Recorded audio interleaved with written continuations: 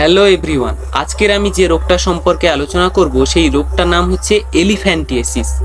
হ্যাঁ, সঠিক শুনেছো, এলিফ্যান্টিয়েসিস, হাতির সঙ্গে সম্পর্কযুক্ত। কেনই বা এই রোগটাকে এলিফ্যান্টিয়েসিস বলা হয়?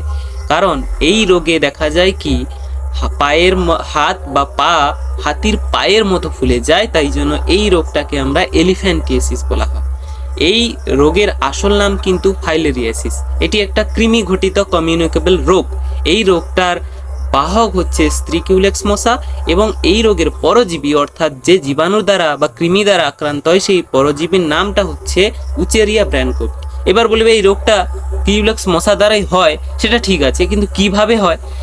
এই যে কোনো একটা ফাইলেরিয়া আক্রান্ত রোগীর দেহে দিনের বেলায় কিন্তু ওই কৃমি ঘটিত জীবাণুটা কিন্তু বৃহৎ রক্তচালিকায় অবস্থান করে।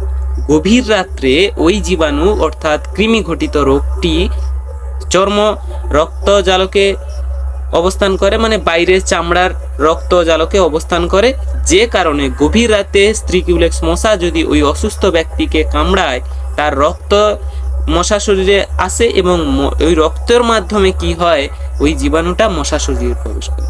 এবার ওই মশা যখন কোনো সুস্থ ব্যক্তিকে কামড়াবে তখন ওই রোগটা কিন্তু সুস্থ ব্যক্তির দেহে চলে যাবে। এইভাবে কিন্তু এই রোগটা ছড়ায়। সুতরাং গভীর রাত্রে যাতে কোনো মশা আপনাদের না কামড়ায় সেদিকে নজর রাখতে হবে, এবং মশার হাত থেকে রক্ষা পাওয়ার জন্য যে সমস্ত নিয়মাবলীগুলি রয়েছে সেগুলো তো আমাদের অবশ্যই মানতে হবে। সুতরাং বি সেফ এবং সুরক্ষিত থাকুন, সুস্থ